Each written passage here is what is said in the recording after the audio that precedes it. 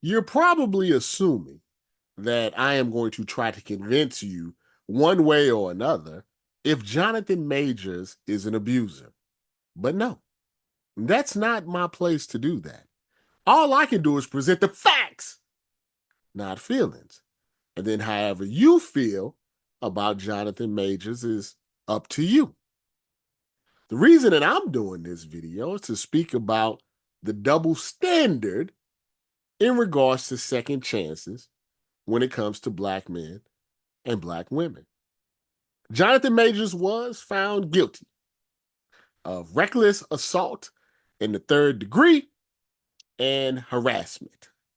The reckless assault in the third degree is basically when him and his ex-girlfriend was in the car and she saw the text messages from another woman. He physically tried to get his phone back from her. The harassment is when he tried to get out the car, is when he pushed her physically back in the car. This is not me giving my opinion. These are the facts by the prosecution of what happened. There were some other charges that he was found not guilty of.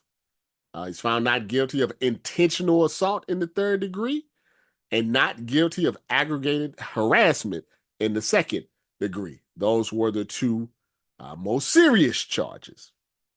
There is surveillance video that you're seeing on your screen right now of Jonathan Majors running away from this white woman who is chasing him for several New York city blocks. Eventually, she ends up at the club using his credit card to buy drinks and have a good time with some friends that she met out in the street. Eventually, she ends up at Jonathan Majors' apartment, unconscious in his closet. That's when he calls the police, thinking that potentially she has harmed herself. The police come, they see some bruising on her, and then that's when they arrest Jonathan Majors.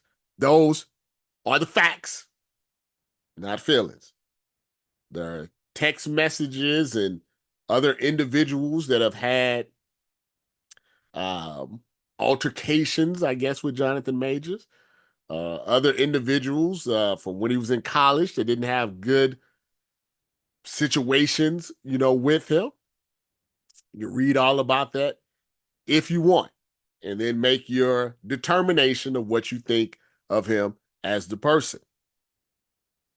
When it comes, though, to second chances, we often state that America, the not so United States of America, is a land of opportunity, a land of second chances.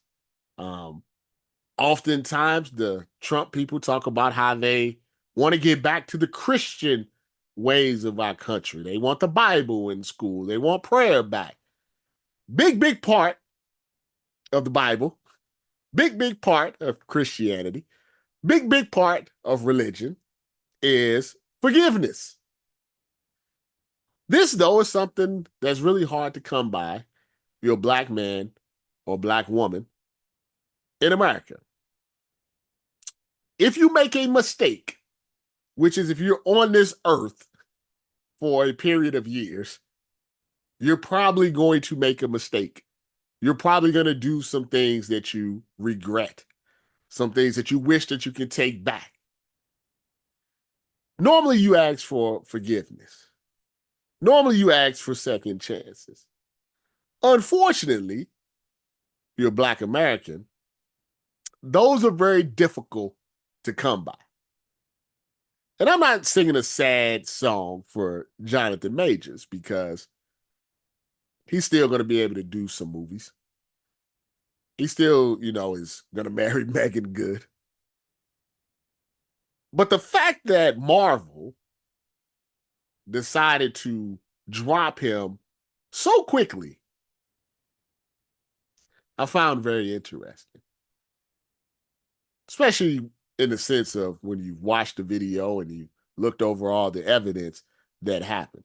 It made me ponder, did Marvel drop Jonathan Majors because of what happened in this case, or did they drop Jonathan Majors because Ant-Man and the Wasp didn't do the numbers that they thought they were going to do?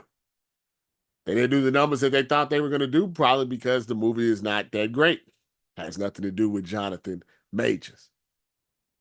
Would Jonathan Majors have gotten a second chance if that movie had did $1 billion?